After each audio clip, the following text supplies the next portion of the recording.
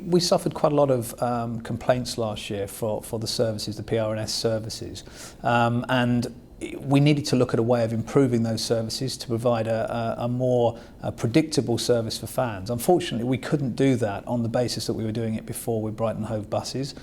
Seagulls Travel have come in to provide that service. Unfortunately, it will be a better service, a pre-booked service where people can guarantee their spot on the bus. It will have a longer route, so it means that we'll take away some of the unofficial park and ride sites that we're beginning to develop, and it will give fans an opportunity to plan their journeys better, albeit that there will be a cost for that. And the club is continuing to subsidise that cost, but unfortunately we can't afford to cover the whole cost, hence the charge.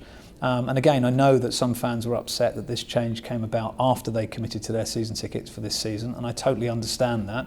Unfortunately, the discussions with the bus companies didn't happen in a perfect sequence and didn't happen before we started renewing season tickets towards the end of last season. So unfortunately, sometimes these things don't happen in a perfect order, don't happen in a perfect sequence. And unfortunately also the communication came out in a way that was not ideal from our point of view. But we've tried very hard to communicate as quickly as we could after that and to try and explain to fans that this is, I think, and we think, going to be a better service going forward, albeit there will be a cost to that.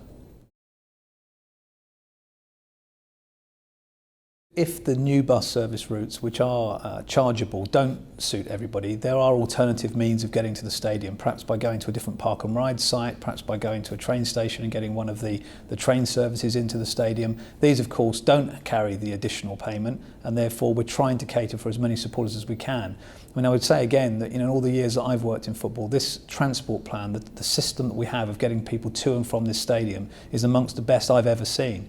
And we're lucky to have it, and we're trying to keep it as cheap as possible for people to get here and to get home from our games. We have to recognise that the more demands are put on the service, the better people want the service to be. Unfortunately, there is a cost to that.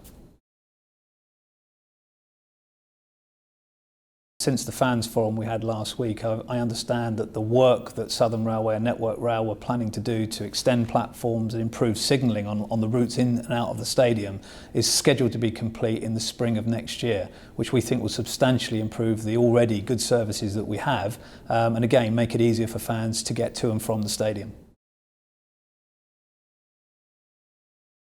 We're looking to improve the way we get tickets into fans' hands as much as we can. So printing at home is one service, providing casual buyers of tickets with a smart card so that they can keep that smart card in their wallet and make it easier for us to load their cards when they buy tickets in the future. We're looking to enable people to book online for car parking and again print vouchers at home to do that. We're looking at different ways maybe of transferring some of our ticket technology onto mobiles for the future so that people can come to the stadium with a mobile or a smart card. There's various ways in which we'll be continually looking at how to get the best out of technology to make it easier to get into this stadium, to keep our costs down and therefore to keep the cost of ticketing down overall for our fans. It's not in our interest to make it as hard as possible for people to get a ticket. It's in our interest to make it as easy as possible. On a match day this season, we're going to be looking to sell between 3,000 and 6,000 tickets for every match in order to meet our targets in terms of ticket revenue, which goes towards supporting financial fair play. So for us, the more means we have of getting tickets into people's hands, the better it is for the supporter and the better it is for the club. First of all, on the revenue side, we're looking to support and boost our revenues as much as we can. So American Express are now on our shirts as our shirt sponsor, which is a long-term, multi-year deal, which is a fantastic name to have on our shirts. As I mentioned at the Fans Forum last week, we've just recently had 2 major tendering processes, one for our catering contract, which has gone to Sodexo Prestige, and also for our kit manufacturing deal, which included some of the biggest names in sportswear, and that's a deal that we'll be announcing sometime in the new year.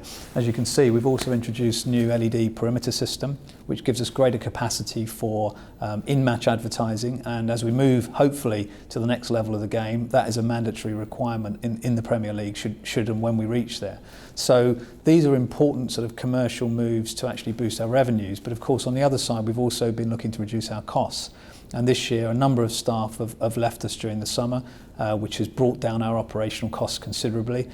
Since last year, we've probably saved around £2 million alone in just the way we're running our business, becoming more efficient, becoming better at what we do. And that process will continue. We'll continue to look for ways of becoming more efficient as a business, growing our revenues, reducing our costs, and trying to put whatever money we can back out onto the pitch so that we can actually realise our ambitions there. We're also looking with various other service enhancements on the digital front around the stadium as well. So for fans, we're working with Sussex University on a new stadium application, which gives them access to various digital services within the stadium, information, facts, figures, which I think will be another value-added experience for the fans coming in to watch our matches.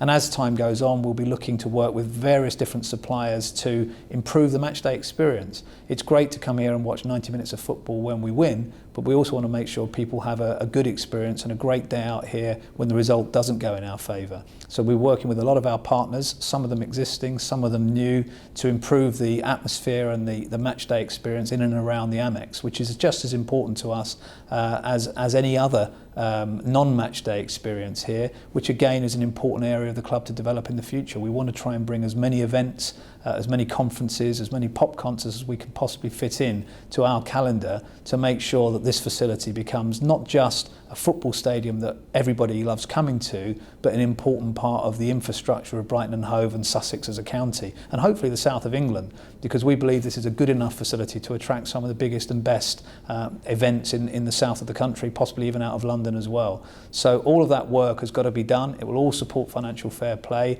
Everything we can do to boost revenue and reduce costs will take the burden off of our own supporters of constantly having to buy more, take away this facility, reduce that service. We want to try and share the burden. We're in this together. This is the long haul. This is not a short-term fix. Financial fair play is here to stay. We've got to make sure we keep ahead of the game to keep ourselves as competitive as we possibly can on the pitch. We've managed to not just maintain our player budget this season, but we even enhanced it slightly because of the work that we've been doing to reduce costs. That's a big boost for Oscar as we go into another long season where we know with the parachute payments that 11 of the clubs in this division are getting, it's going to be even more competitive than it was last year. So it's a constant battle. We are in it together. We need as much support as we can from our own fans, and we'll do as much as we can to play our part on the things that I've mentioned when it comes to revenue and costs.